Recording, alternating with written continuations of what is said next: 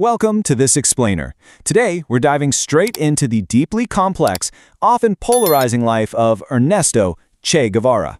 We are going to separate the mythological pop culture icon from historical reality. So, relying strictly on the facts, let's figure out the actual man behind that incredibly famous image. To really get a grip on this, we're starting right near the end. It's October 9th, 1967, in La Higuera, rural Bolivia.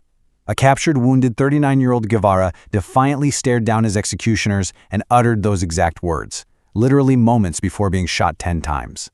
It was a brutal, violent end to one of history's most globally recognized revolutionaries. So, how exactly does an affluent medical student become a globally divisive guerrilla fighter? Well, we'll trace his life through 5 distinct eras: the making of revolutionary, victory in Cuba, his time as a statesman and global icon, the final campaigns, and finally, his divisive enduring legacy. Let's get into it. Section 1. Making of a revolutionary.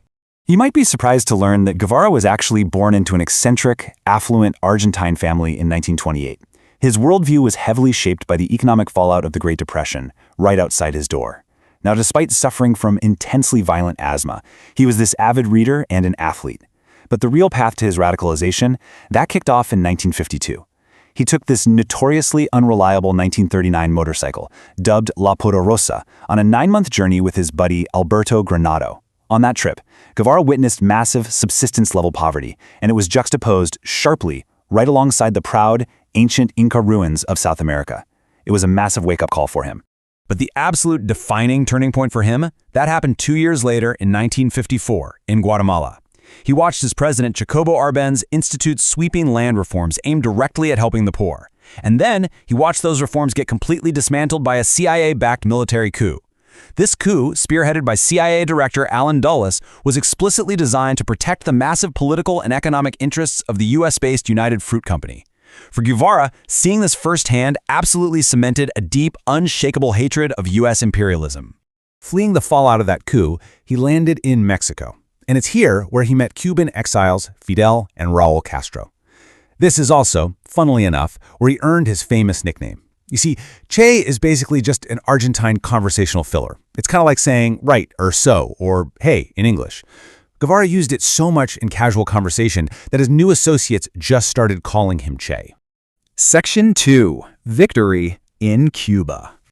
Now, fully on board with the Castro's M26 movement, Che set sail for Cuba in November 1956 on this cramped, beaten-up old cabin cruiser called the Granma. He initially intended to just be the medic, but man, things escalated fast. They suffered devastating losses from a government ambush practically the minute they landed. But Guevara really stepped up. He took charge and professionalized the guerrilla army up in the Sierra Maestra Mountains, hammering in some serious discipline. This ultimately led to the decisive Battle of Santa Clara in December 1958. His forces actually derailed a government munitions train under a total hail of Molotov cocktails, forcing a massive surrender. It's literally like something straight out of an action movie.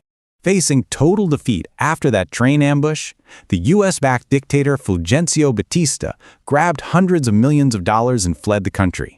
And so, on January 2nd, 1959, it was actually Che Guevara, not Fidel Castro, who triumphantly led the very first revolutionary soldiers straight into the capital city of Havana. Section 3. Statesman and Global Icon. So, as the new communist government forms, Guevara becomes this totally uncompromising statesman. He eventually ran the National Bank, famously showing his contempt for capitalist currency by signing state banknotes with just his nickname, Che. But if we impartially look at his actual record here, we find some extreme contradictions. Let's break it down. On one hand, as the head of the La Habana fortress, he oversaw these utterly ruthless military tribunals, leading to the executions of hundreds of former Batista officials. But then, on the exact same token, he spearheaded massive agrarian reforms to redistribute land away from wealthy elites, and he launched a massive literacy campaign. By forming teaching brigades, they successfully taught over 500,000 Cubans to read and write, profoundly transforming the nation's entire educational system. And then we get to the ultimate historical irony. On March 5th, 1960, photographer Alberto Corda snapped a resolute, candid shot of Guevara at a memorial service. That single image, known as Guerrillero Heroico, took this staunch, diehard anti-capitalist, and turned him into one of the most successfully branded and commercialized images in modern capitalist history. I mean, we've all seen it slapped onto millions of t-shirts across the globe, right? Ideologically, the guy was incredibly complex. In 1962, during the terrifying Cuban Missile Crisis, he actively championed installing Soviet nuclear missiles in Cuba. But fast forward to 1964, during a famous speech at the United Nations in New York, he openly blasted the USSR right alongside the United States.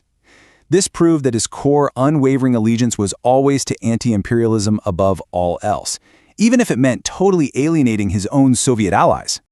Which brings us to Section 4, the final campaigns.